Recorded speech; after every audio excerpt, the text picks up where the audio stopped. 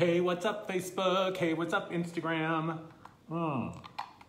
Happy Tuesday. It is Tuesday, right? Yes. I'm really excited. I can't even speak this morning. I am really excited to be doing this AMA for you guys this morning. I am trying to do this earlier in the day before it gets too hot, but it's fucking summer in LA. It's just hot 24/7. Although I know that many people around the world are experiencing temperatures far hotter than we are, but come on, y'all. I'm not a real big fan of the heat. So I might be a little bit sweaty. That's all right. I got my ice water here, lemon water here, and I am here for you. I'm super excited to connect with you guys. I've never done one of these before. So I wanted to take an opportunity to do one today. I just had the thought last night. I was like, you know what? I think I'm gonna do an AMA. So, hi everybody. We're gonna wait a couple minutes just to get the ball rolling here. So give me a thumbs up, give me a heart, give me an emoji if you are excited for today's AMA, if you have some burning questions for me. And the reason that I always ask for hearts and emojis and interaction is because for the algorithm perspective, Instagram and Facebook bring more eyes to live streams and posts that get more comments and get more interaction. So I'm just trying to build the momentum here and get a bunch of people. I mean, I'll be happy with whoever shows up, but I do have an ulterior motive when I ask you guys to interact with me that way. So while we're waiting for everyone to show up, although it's growing really fast, hey Facebook, hey Instagram, super excited to see you guys for today's AMA. Tomorrow, Lionsgate Portal, I have the online event from 8 p.m. to 9 p.m. Pacific time. The link is in my bio on Instagram. If you go to the Linktree link and click that, you'll see a button for the Lionsgate Portal. If you are on Facebook, go to my events, or you'll see a post in the feed there. It's gonna be amazing, you guys. The Lionsgate Portal is always super, super intense, crazy next level energy. And on the 8-8 alignment, that's when the veils are really, really thin and we can really connect so powerfully with our higher aspects and with our star friends. So if you're interested, you can sign up. Those tickets are still on sale. And the cool thing about it is even if you can't attend live, you will get an MP3 recording of the event when you register. So if you're on the other side of the world or you aren't able to make it for whatever reason, you can always do the energy sound healing via the MP3. So it's an hour of sound healing, it's an hour of guided meditation and just intuitive collective consciousness coming together as a group. So super excited for you guys to join me for that. And then also the Mastery Mentorship Program. I have 3 spots available. You guys hear me talking about this all the time. It's because it is work that I am so passionate about and it is such a transformational experience.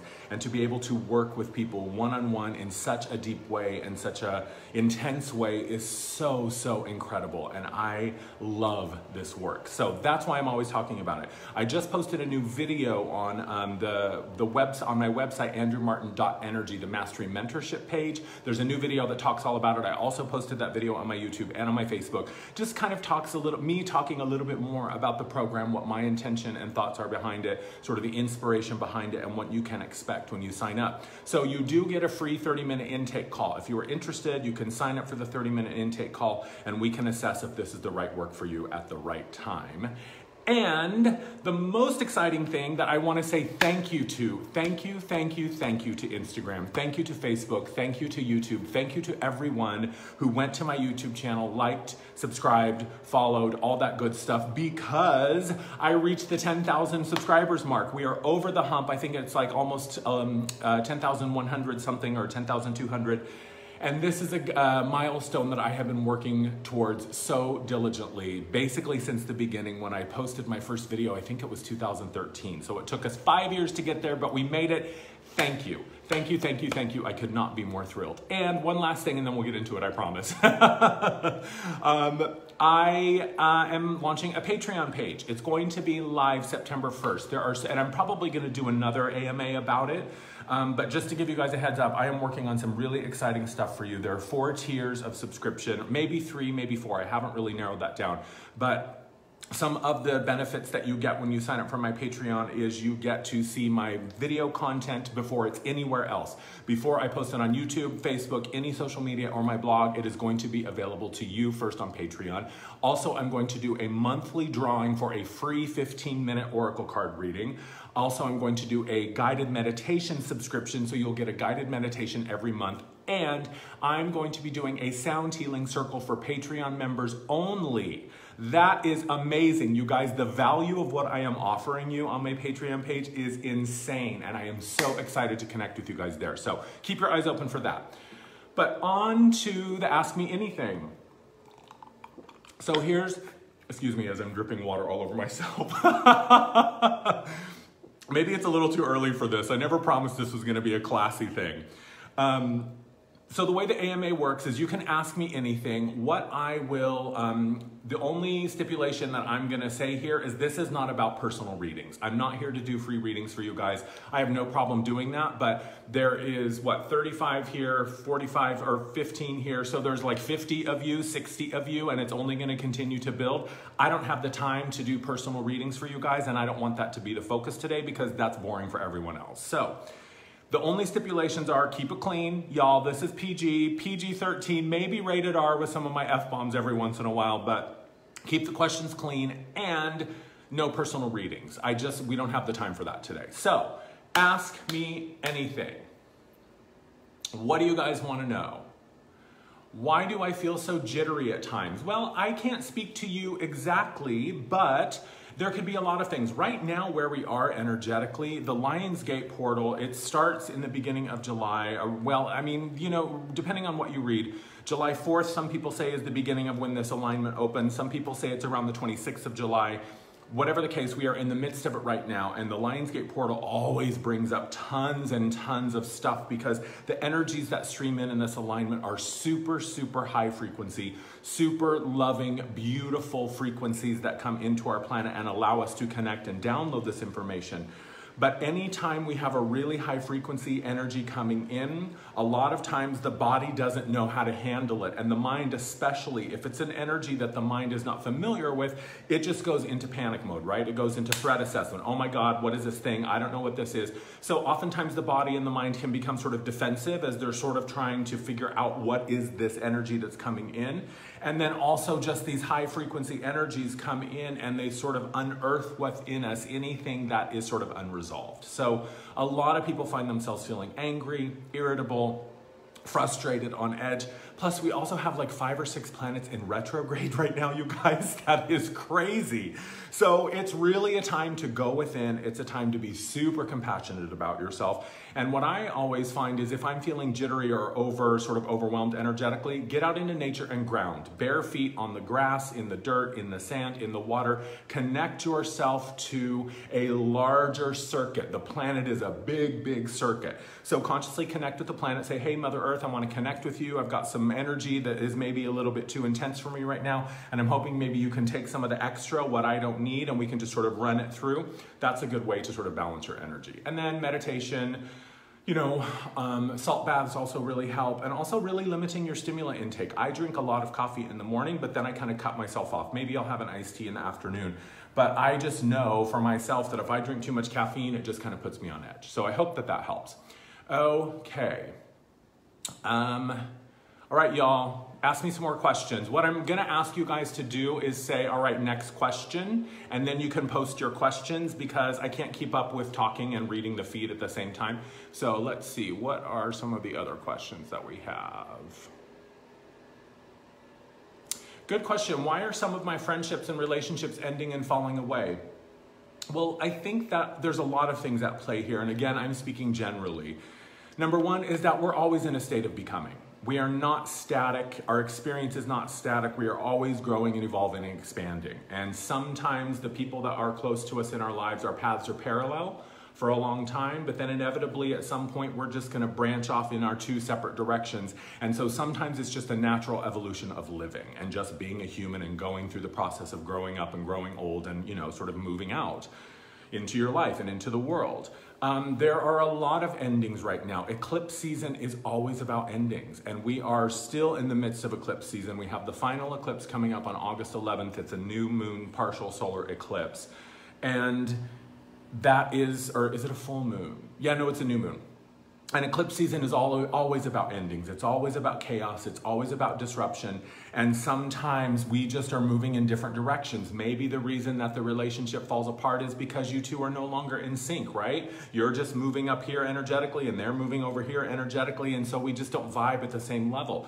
We are also being called to really step into this new chapter. This eclipse season has released and cleared and purged a lot of old stuff. And the dust is still settling. And I think it's going to be a little bit bumpy like this until the end of September. I always see that the equinox is sort of the end of this big intense chapter that usually starts around the solstice. And then with eclipse season in the middle of that, it's always intense. So what I say is, you know, allow yourself to be in surrender to what's happening. Try hard not to just clench on and put a death grip onto things, because that just creates suffering. If I'm trying so desperately to hold on to something that isn't for me anymore, it creates such pain. I understand that it can be really difficult when these relationships end, especially if it's people that we're close to, but sometimes the best thing we can do for ourselves is just to allow whatever wants to unfold, and trust that on the other side of that, if it is meant for us to still be connected and still have a friendship or a relationship, then we will. All right, y'all. So next question. Let me just... Best crystal at the moment. You know what? I just got a pink Lemurian quartz. I love this crystal. I have not really worked with Lemurian quartz before, but this one is so powerful. They have, and the way that you can tell if it's a Lemurian quartz is it will have horizontal striations on it, and it kind of just looks like lines of code. And so you can just sort of rub up and down on the striations to activate them. You can also put them in the sun to activate them. And then you can hold it in your hand, you can hold it to your heart, you can hold it to your third eye to sort of download the information. This thing is so loving and beautiful and powerful. I love this pink Lemurian quartz. One of my favorite sort of all-around stones is smoky quartz. I have this cluster that I got in New York when I was living there last summer, and I love smoky quartz. It's just one of my favorite ones, one that I always vibe really well with, and I just think it's such a yummy crystal.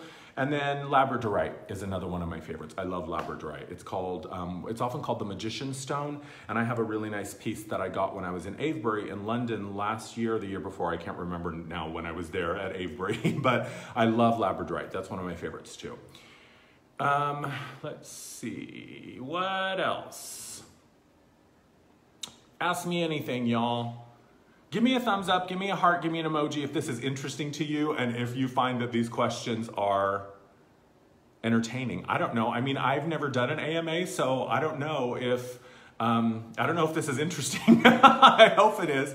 Why can't we stop struggling? You know, that's a really good question, and this is one that I talk a lot about in my work.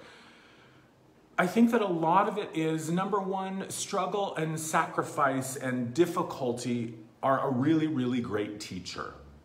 It's certainly not the only way that we can learn, but we humans just love to learn through difficulty and struggle, or we have been sort of conditioned to believe that it is the most, you know, sort of effective way to learn, right? Even if you think about the theory of evolution, survival of the fittest, you gotta be tough, you gotta be aggressive, you gotta be strong, you gotta, you know, don't let anyone take what's yours, you know, survival of the fittest, only one can be the winner. So we've been raised in this toxic idea, this bullshit idea, that if I am not struggling and fighting and defending and competing, then I must not want it bad enough, or I'm not working hard enough, or I'm not intense enough, or I just can't handle it. Certainly that's one way to learn, but I think we can also learn through joy. I think we can learn through satisfaction. I think we can learn through fulfillment. I don't think it has to be struggle in order for us to learn. There's another thing at stake here is we are a funny bunch, humans. We always talk about how we want to surrender our struggle, we want to surrender our pain, we want to surrender our suffering. I call it the struggle blanket.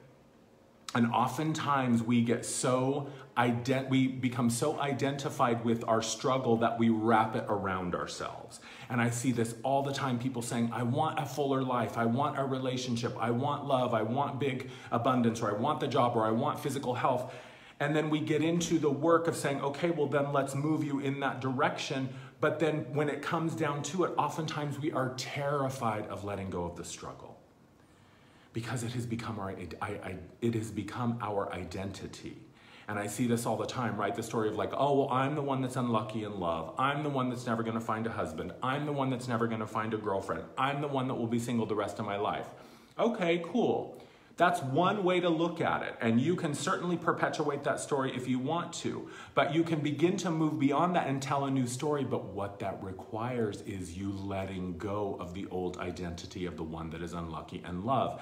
And we just don't like change. The nature of our human self is that we are often resistant to change, especially when it requires us to step out of what we have known and move into the unknown and move into really owning our power and rising up and saying, you know what, I don't have to struggle and I don't have to suffer anymore. But I'm scared, right? Because that means now I have to tell a new story and tell a new choice. And maybe if I'm the one who's been telling the story, oh, well, I'm unlucky in love and I want to change that. So I say, well, you know what? I'm going to go out and I'm going to start talking to people. I'm going to hit someone up. I'm going to go to a singles mixer or a meetup or a speed dating or whatever. And now I have to make myself vulnerable. Now I have to expose myself and take risks and risk rejection or whatever. And that feels scary. So maybe I'll just wrap my struggle blanket around me and I'll stay over here as the one who is unlucky in love and can never be loved. So I think a lot of times we just identify with the struggle and it's hard for us to imagine that there's any other possible way. And then it is so scary for us to make these new choices and take these new steps and move out of the comfort zone. Because here's the thing, the comfort zone is not necessarily comfortable. It's called the comfort zone because there's comfort in the known. The mind likes it when it's predictable and knowable and controllable. And when we begin to move beyond that, the mind freaks out and tries to shut it down.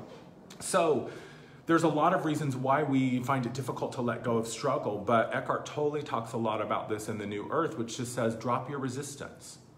Just drop your resistance. Just be where you are. Just allow whatever is present in front of you to be what is present in front of you. Matt Kahn told me this years ago when he was one of my mentors, which was, Andrew, without the desire to escape, there can be no prison. And I remember at the time thinking, well, that's fucking dumb. What the hell does that mean? But it's really this idea that when I'm trying to escape my reality, when I'm trying to get out of this because I don't like it or I'm uncomfortable or I don't want to be here, then I've just created another layer of suffering and I have imprisoned myself in my experience of trying to escape it. And then one more saying that I love is I had another spiritual teacher years and years ago, Eva Laie was her name, and she said, Andrew, the key to happiness is to expect what you find. And at the time, I didn't really know what that meant. But what I see now is when I can drop my expectations of how things need to be or should be, or if they're not this way, I'm going to be pissed or upset or disappointed. And I can just show up and say, all right, what is present? What is here? And I can just be present with that, right? So there's a lot of reasons why we continue to suffer. And who knows what they are. But I think when we begin to ask the question of like, okay, how else can I learn? How else can this happen? How else can I be satisfied? How else can I meet my purpose and do the work I came here to do? That's when things begin to shift. Do I worry about the future at times? Yeah, I totally do. You know, here's the thing. I come on here and I share with you guys what I know. I share with you guys whatever information or messages are coming through for the month or the week or the day or the reading if we're working together. And in that moment, I am able to be present as a vessel for you, right? My job is to show up as a vessel and clear myself and empty myself so that I can receive whatever it is that you need, right? I'm the radio station or at the radio and I just send and receive information. So it's easy for me when I'm in this mode with you guys to be like, oh yeah, I'm super wise and look at all the spiritual knowledge I have and aren't I smart and intelligent? But the real is that I am human too. I am in the midst of figuring this out just like everyone else on the planet. I don't know what the fuck's happening half the time. I don't know what's going on and what's coming in. And people say all the time, oh, well, Andrew, must be so great. You have these abilities and you can sort of poke into the future and see. No. I think if you ask pretty much anyone who does this work, they're all going to tell you the same thing, is it doesn't really work like that. If I could really divine that kind of information for myself, I would have picked my lottery numbers years ago and we wouldn't even be here. So I certainly worry about the future. You know, I just moved into this new apartment, which I love, but it's way over what my rent budget was. It's more than I have ever spent on rent. It was empty and still kind of is. I'm slowly collecting furniture. But I am still kind of freaked out. There's moments when I'm like, oh my God, I hope I can afford this rent. Oh my God, what if no one books with me? What if I never get another mentorship client? What if? What if no one shows up for my event? What if no one shows up for this AMA today? What if? So I absolutely future trip. But here's the difference, I think, for myself. What I have learned how to do is to observe that. Definitely there are times when I get caught up in it and I'm going stressed out or anxious or whatever for a couple of hours or days or weeks sometimes, and then I sort of have a realization of, oh, I just need to pull my head out of this and go into my observer mode. And every time I remember to observe myself, that puts me back in the place of the compassionate one, the loving one, the one that knows that everything's always going to be okay because it always is okay.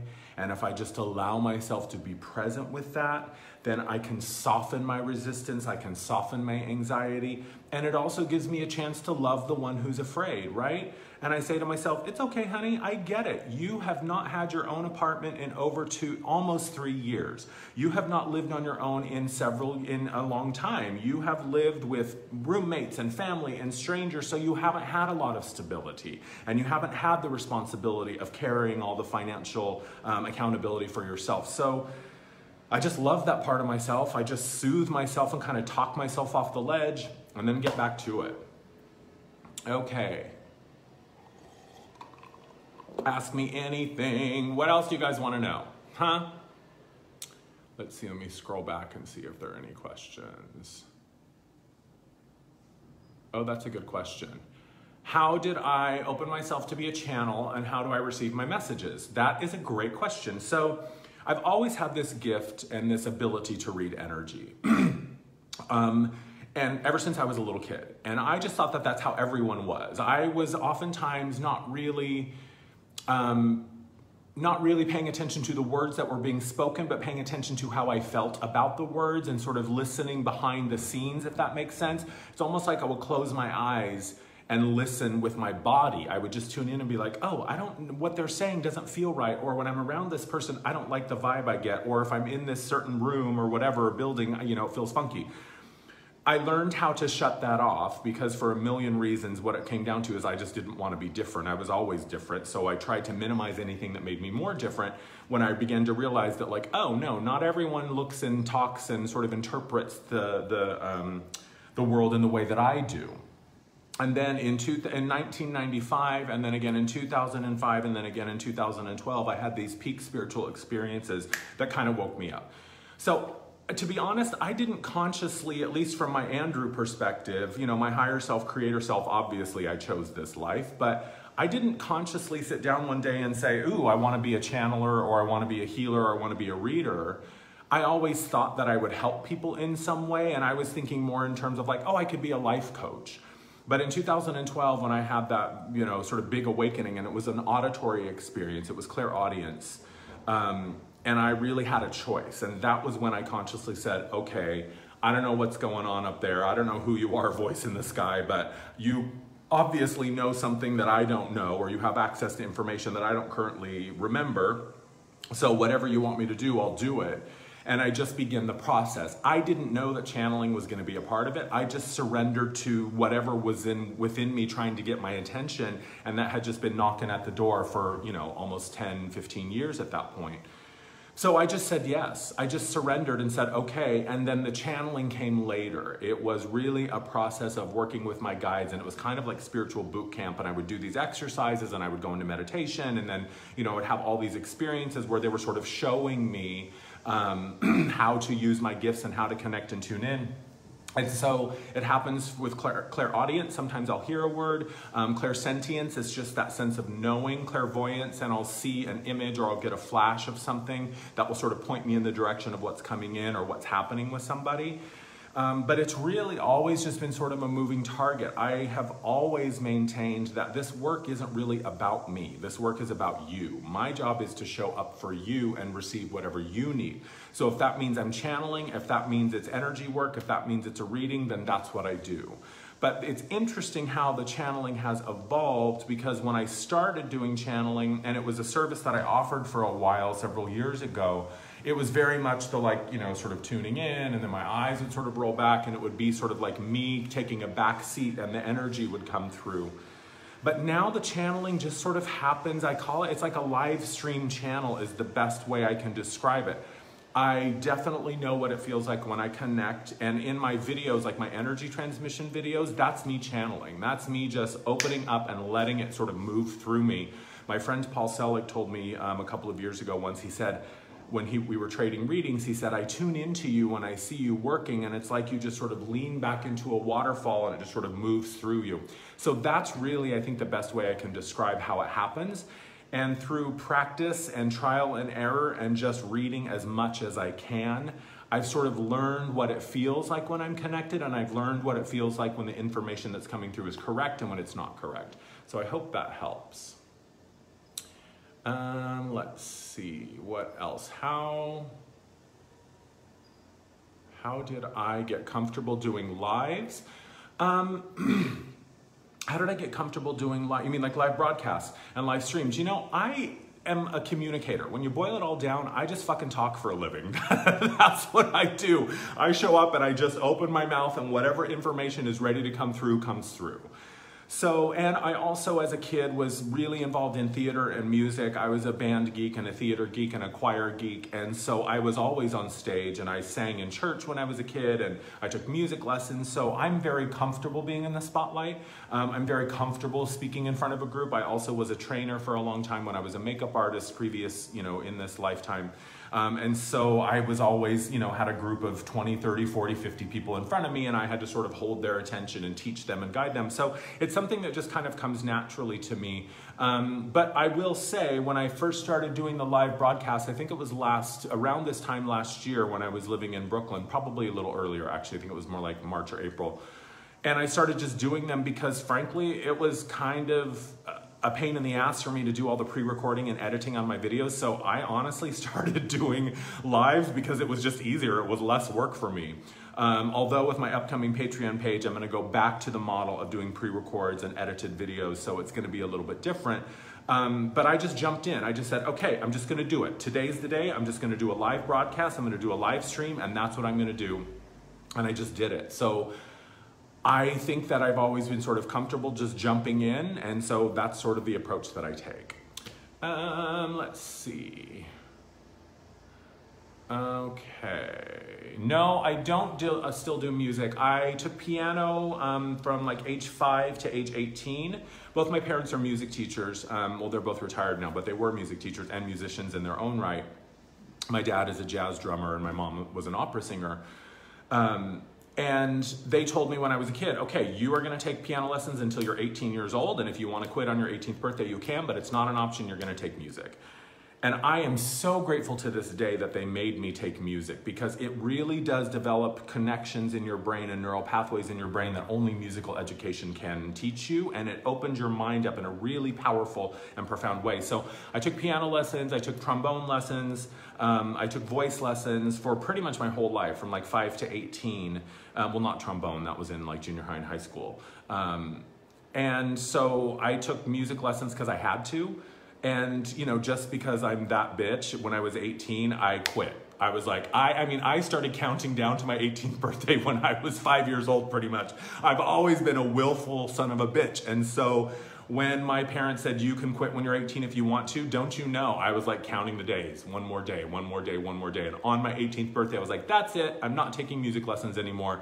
And to be honest, I kind of regret it because I was just getting to the point where I was able to really read music, and I could sit down and play anything you put in front of me, because I always played by ear. And so I spent the bulk of my musical career just playing by ear. And when I finally started to make that connection and learned how to read music, that was around the time that I quit. So who knows where I would be and what I would be doing. Who knows? I might be a fucking virtuoso at Carnegie Hall, you guys. You have no way of knowing.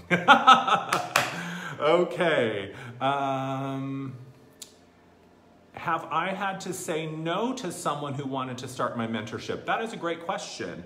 Yes, I have. I only a couple, I would say, I've been doing the mentorship program since, I think it was October or November of last year, and I have said no to a couple of people. The thing with the mentorship program is it is a significant time an investment of time, money, and energy for both of us. Well, not money so much for me, but for the people that come to it. And it is work that is so profound and so transformational, but it requires you to be present 100% every single step of the way, because this is about putting you back in the driver's seat. This is about unlocking your purpose and your truth and your path. This is about revealing sort of the reason why you came here. And my job is to help guide you. My job is to help walk beside you, to hold your hand if necessary, and do my work of showing up and creating a space for you. And for the most part, people who come to the program are ready, and they have a really clear understanding of what it requires of them. But there have been a couple of people that I said no to, and it's really more than anything, I'm not looking for anything specific to make me say yes or no, other than just that click of like, yes, we can work together. Yes, this is the right work at the right time. It's a very intuitive way that I make those choices and decisions. But for the most part, people who are drawn to the program are already ready for the program. So I haven't said no to but a couple of people. And it was mostly just like, it doesn't feel like the right time right now. Maybe in another week or month or whatever, then you can come back. And then there have been a couple of people who have been uncomfortable with the amount of money that it costs. And so I have said no to them just because I don't want, this decision shouldn't be something that creates more stress and anxiety for you. Certainly it's going to push you way beyond your comfort zone. It's going to require you to dig really deep, because this is about you sitting back in that seat of sovereignty in your life. But from a financial perspective, if you're like, cutting corners and maxing out credit cards and taking money out of savings for it, and that is a problem for you or creates difficulty or hardship, then maybe it's not the right time. That's sort of how I feel about it. Let's see. Is it true if the student is ready, a teacher will come? Do you need to find your teacher or wait? I do believe that when the student is ready, the master will appear, but I think a lot of it is also, don't forget that you are your own teacher. You are your own master. One of the things that I know to be true, and I see this all the time with the Mastery Mentorship Program, is that the work that you came here to do already knows what it is. The path that you came here to walk already knows where and what it is. So the information that we require is already within us. And we need the sort of the hero's journey. We need to go to the top of the mountain and see the wizard or the magician or the medicine woman or the shaman or whatever it is. And what happens 90% of the time, 99% of the time, is you get to the top of the mountain, and what do they say? Dorothy, you've had the ruby slippers on the whole time. You could have gone home whenever you wanted. The answer is always, you are the answer. It's within you. You already have all the information you need. But we oftentimes need the journey to show us how strong we really are. So yes, the master will appear when the student is ready, but don't forget that you are your own master. Don't forget that you come from the same place we all do. We are all connected to one source, and everything emanates from that source. So certainly other people can walk with you and guide you and mentor you and inspire you and show you, but ultimately what you will realize is that though all they did was lead you to what already existed within you, my job is basically, I'm a big mirror and I'm just reflecting the truth of who you are back to you until you believe it. So yeah, certainly the master will appear, but don't forget that you can be your own master. You can teach yourself. Let's see. Is it okay to walk away if people do not respect your spiritual and energetic boundaries? Fuck yes, it is. It's actually your responsibility to walk away. Healthy boundaries are the beginning of everything. We so often get wrapped up in this idea that if I just continue to sacrifice myself and deny myself and cut off parts of myself and set myself on fire to keep you warm, and I just keep saying yes and I keep saying yes and I keep saying yes and depleting myself, and then I get to the point where I sort of rise up and create some really healthy boundaries, and that almost always pisses a lot of people off, because many of us, myself included, go through these phases where we're like a frickin' Nutella jar. Anybody can have a spoonful. Anytime you want to feel better, or you want to feel good, or you want a little spike of that sugar, come get a spoonful. Just come and take it from me. Just deplete me, deplete me, deplete me.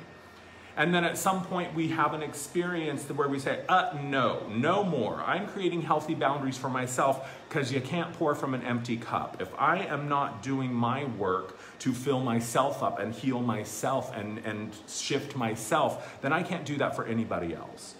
So yes, In order for lasting positive change to occur, we must put our relationship with ourselves at the top of the list. And that requires asserting healthy boundaries and not budging.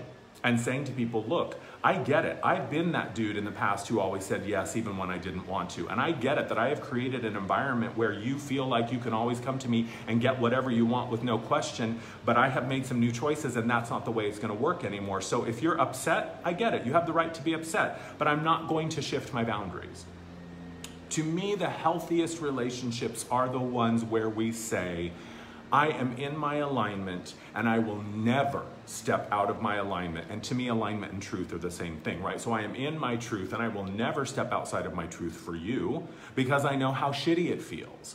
And so in turn, I will never ask you to step outside of your truth for me. And so when I am standing in my truth and I am standing in my power and I meet another who is doing the same, that's when the magic happens. And if I'm at this place and someone can't meet me there because of whatever reason they've got going on, doesn't mean that I'm gonna adjust my position to make them more comfortable.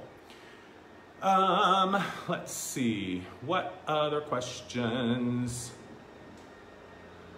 Do I sometimes get lost and feel off track, and how do I handle that? Yes, all the time. A lot of it is, I find for myself, a lot of the frustration that I have is that many times my work is to pull away, to pull back, to sort of shut down and really care for myself. And because of this work that I do is so fulfilling and so rewarding for me, and I love being on this path, it is really, really hard for me sometimes to make sure that I'm giving myself what I need and that I'm taking care of myself in the way so that I can be of service to others. And I do find myself getting off track. There are times where I just, I'm sort of pushing stuff to the side because I don't have time. I don't want to deal with this. No, I can't handle that emotion right now. I don't want to deal with that pain. I don't want to cry. I just want to focus on my work and get it done. So I oftentimes forget to stop and pull back and take care of myself. And that is what throws me off track, because I will just go and go and go and go and go, and then I'll deplete myself and I go, why is everything falling apart? And it's like, well, Andrew, because you haven't had a fucking day off in like 3 months, that's why. So yes, I do get off track. And one thing that I'm always constantly reminding myself of is that pain is not something to avoid. Emotional pain is not something that I can avoid. It's actually something that's asking for my acknowledgement so that it can be healed. So when I stopped avoiding discomfort and stopped avoiding pain, and I still do, right? It's a work in progress. But as I am getting better at minding my own stuff and listening to my pain and listening to that discomfort and being willing to move into it, as I've gotten better at that, I find that I get off track less, but yeah, it still happens all the time. We're human. That's part of the deal. Let's see, more questions. Let's see, let's scroll up and down and see what we can find.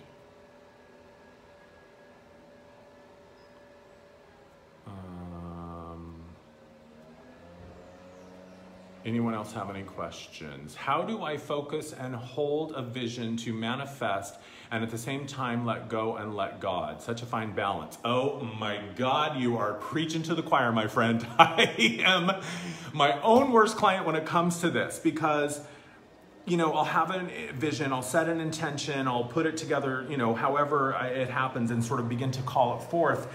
And then I'm just always poking around in there, especially when it feels like something high stakes or it feels like something that I really, really want or I think that I really, really need. And so the pressure that I'm putting myself is a little more intense. And I'm always getting in there. Is it ready yet? Is it ready yet? Is it ready yet? I always think of it as like baking a cake. Even, you gotta just wait for the cake to bake. I used to say this all the time. Even Martha Stewart has to wait for the cake to bake. The queen of cakes cannot bend space and time, at least not yet, and make the cake be baked in less time than it needs to bake. So it's so annoying that the leaf blower decided to show up right during my AMA, but whatever, I'll survive. So yeah, but if you think about it, if you're baking a cake, what happens every time you open the door, right? It takes longer, it takes longer, it takes longer. So I have had to get really, really good at just learning how to let things be. Send out the request, set the intention, do the ritual, do the, the magic, whatever it is that you're doing to call that into form, and then just let it go. I also think of it as like, it's like you're in a restaurant and you're placing an order and you're like, okay, this is what I want, Spirit, and then the waitress walks away and you go, oh wait, but I want this, and then she comes back, what was it? And you know, she's back and forth, and you're like, oh my God, I'm so hungry, why haven't I got my food? Because girl, you've been calling the waitress back every damn 5 minutes to change your order or ask about it. She hasn't even gotten your order to the kitchen yet. So yes, it can be really, really challenging to let go and let God, as many of us like to say. Funny story, I was the other night, oh my God, that leaf blower is gonna drive me crazy. Stop it! Shut up! The other night I was sitting at home and I was here at home and I was thinking about all the furniture that I want to get for myself. And I was remembering this really, really cool mid-century plant stand that I had found several years ago when I was living in Seattle. Oh my God, I am gonna beat you with that thing. Not really, I wouldn't do that. But I am gonna just keep yelling about it passively aggressively until he stops. And I had this really cool mid-century plant stand. Okay, you guys, is this just like the most annoying thing ever? Hang on.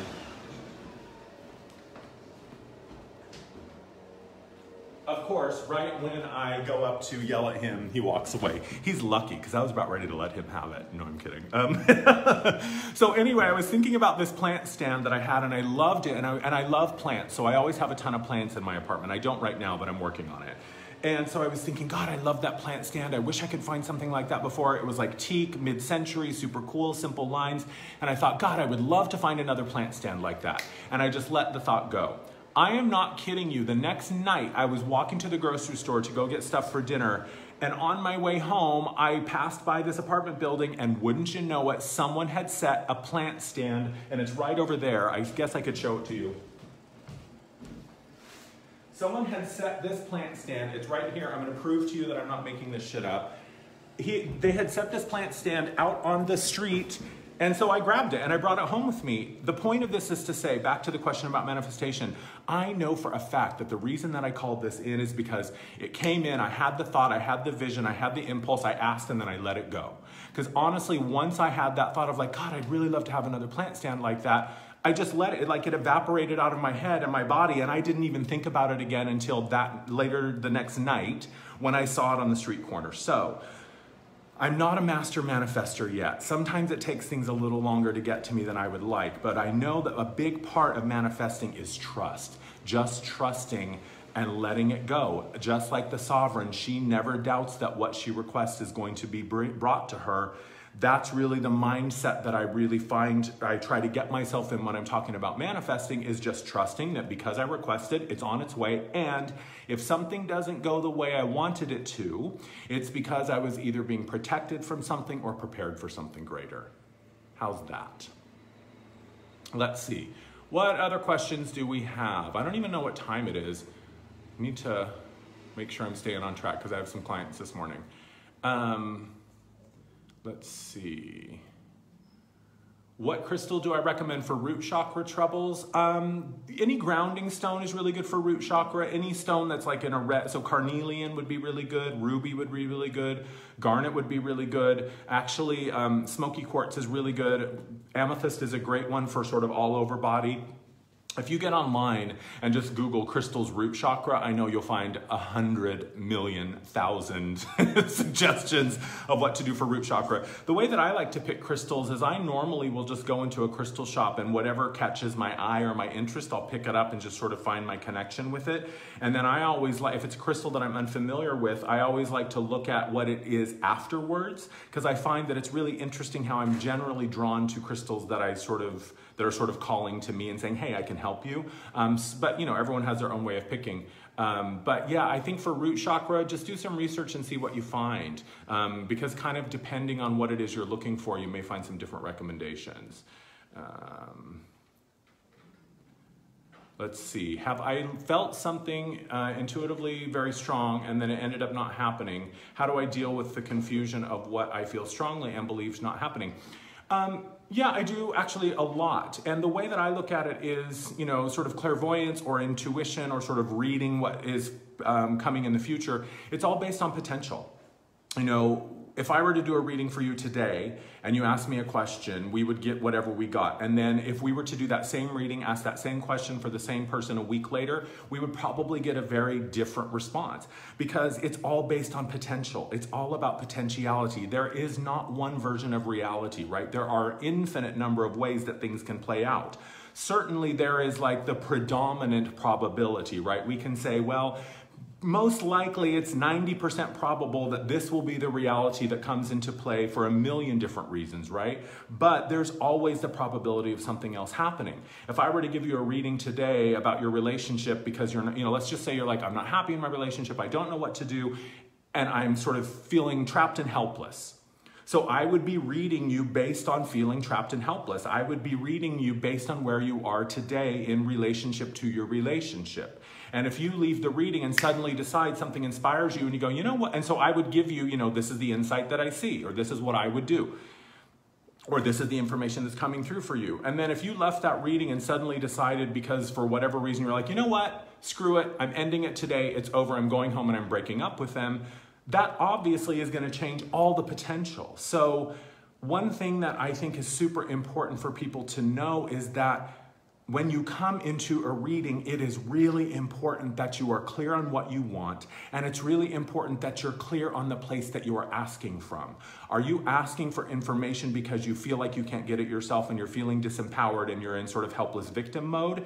That's going to be a very different reading than if you come into the reading and you are empowered and you're clear, and even though it might be a tough question that you're not sure you want the answer to, you're still willing to step forward and say, this is what I want to know. I get this all the time, people saying, oh, well, I just want a reading. Just tell me something. That's like going into a bookstore and saying, I want a book, or going into a restaurant and sitting down and saying, bring me food. You're going to get whatever shows up. So your intention and your focus is so important. Now, in terms of how I feel when something ends up not coming true, if it's my own, if I'm sort of having an idea or a vision of something and it ends up not coming true, it's like, oh, okay, well, I guess that potential didn't play out or that probability didn't play out. There are times when I will give someone a reading and something that I will say doesn't come true or the exact opposite comes true. And it took me a long time to feel okay with that and to not feel like I did something wrong or I did something bad because maybe the information that I gave you didn't come true or could be perceived as wrong. There's another thing at play here. Oftentimes, the information that comes through in a way, I had Matt Kahn, my mentor, told me this years ago. He said, Andrew, there's no such thing as a bad reading. He said, sometimes maybe the person needs for you to give them what they would perceive as wrong information to remind them that they have their own inner GPS. They have their own way of finding this information out if they really want it. Or maybe someone is a chronic, they come to a reader after reader after reader because they're just waiting for someone to give them the information that they want, right? They want to hear a very specific answer, so they're going to go out there and search over and over until they find that one person. So maybe the information that comes through is to stop that, to bring them back to a place where they stop, they disconnect out here for a minute, go inside and find their own internal connection. And then sometimes I think a lot of it also, I had this experience recently, was trading readings with a friend several months ago when I first arrived in LA, and and it was funny because just like 2 days before I had said to my team, I was like, okay guys, I'm done moving. I don't want to move anymore. LA is it. I will travel 300 days a month or 300 days a year if I have to, but I'm not moving again. I'm done. And so the next day I sat down with my friend, we were trading readings, and she said, I think that your time in LA isn't going to be very long. She said, I think you're only going to be here for a short while. Man, it was like I became an inferno, and I said, no. And it kind of startled me, and it startled her too. She was like, what? And I was like, sorry, I didn't mean to come for you, but I told my team yesterday, and you can tell them again today, I am done moving. LA is going to happen whether they like it or not. This is the choice I have made, and I'm staying. And then I was sharing this with a friend a couple of days later, and she said, isn't it funny how sometimes Spirit brings through that information to push us to a place where we are willing to make a claim, where we're willing to rise up and put a stake in it and draw a line in the sand and say, no more. This is what I am choosing. And so sometimes what we would perceive as wrong information, I think, comes through to really fire us up and wake us up and to be a catalyst to sort of bring us back to the moment. Okay. How can you connect better with your team? That's a really good question. I I think the first thing to understand is that those voices are often very quiet. Those voices are often very soft. And compared to the voice of the ego or the, sort of the monkey mind, the voice of the intuition and the voice of my guides is much different, and it comes from a much different place. I don't hear it up here. I really feel it in here. I think it's a matter of practice. I think it's a matter of finding what works for you. I think it's a matter of learning how to cultivate that connection and to do it consciously. There are a couple of books. Sonia Choquette has a bunch of books, Trust Your Vibes, You Are Psychic, and something else I can't remember. There's also a book called Opening to Channel, which is by Dwayne Thompson and Sanaya Roman. Those books were really helpful for me in the beginning of sort of practical ways to begin to access my connection and connect with my team. But I think it's really just about consciously and deliberately doing it and making it consistent. It's a practice. There are days when my connection is clear and wide open and it's effortless, and there are days when I feel like, oh my God, it's so much work to find that connection. But I think that you can learn, and I think the most important thing is to remember that the connection is already there. This is just about uncovering the connection. So if you proceed with the assumption that, oh, yeah, the connection is there because I am connected, I just have to find that connection and turn it on. And I think the last thing on that question is, don't forget that you have a say in this. This is not just you sitting here passively waiting for it to come to you or happen to you.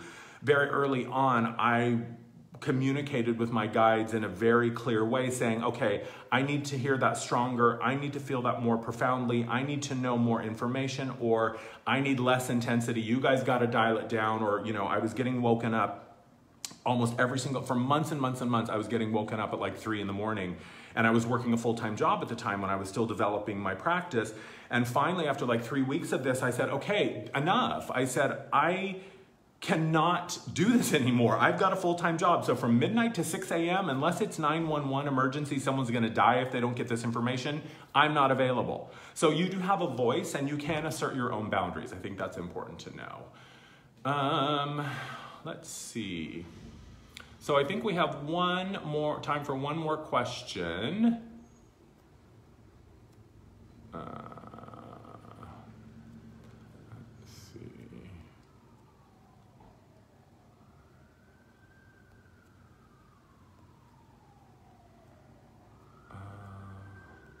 Yeah, leaf blower, not cute.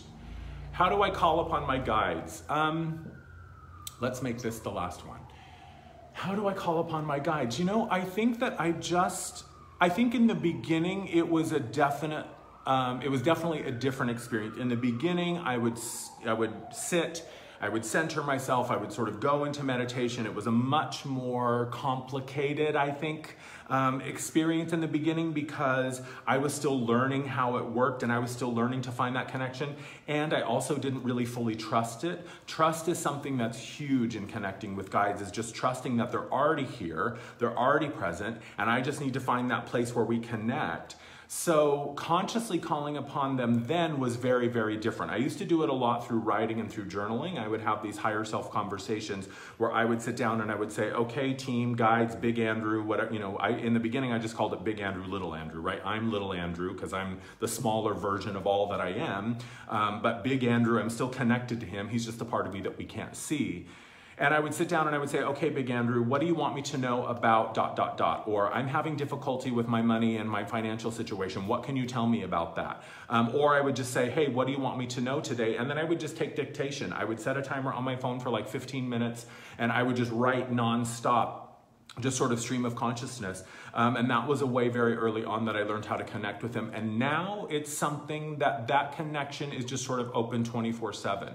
Certainly if there's something that I am finding I need more focus or intention behind, or I'm feeling like it's a really crucial thing for me, I will take more time, I will be more deliberate, I will be more mindful. But I'm always in communication with them because I really feel like now we kind of hang out in the same place. So I think it's just sort of like talking to a roommate, honestly. Like, hey, you guys, what's going on with this? What the fuck is happening today? Or what's going on? Nothing's shifting. I feel stuck. And just sort of waiting for that acknowledgement and waiting for that insight to come back. I think we're going to call it there, you guys. I have clients this morning and I got to eat before that happens. So thank you so much for joining me today. This was wonderful. I'm definitely going to do more of those. Just a reminder, tomorrow, Lionsgate Portal online event. You can access it on Instagram through my Linktree link in my bio. Click the link and then press the Lionsgate Portal button to sign up. For those of you on Facebook, you can go to my Facebook in my events. You'll see it. Again, it's an hour of sound healing tomorrow, 8 to 9 p.m. Pacific time, and you also get an MP3 recording of the event, even if you can't show up live, so you'll still get the energy or the sound healing. And then my Mastery Mentorship Program is open. I have 3 spots available, so go to andrewmartin.energy, click on the Mastery Mentorship tab and sign up for your free 30-minute intake call, and keep your eyes open for my Patreon page coming September 1st. Mwah! Thank you guys. I love you. Thank you for joining me today. We'll do this again soon. Have a great day. Bye.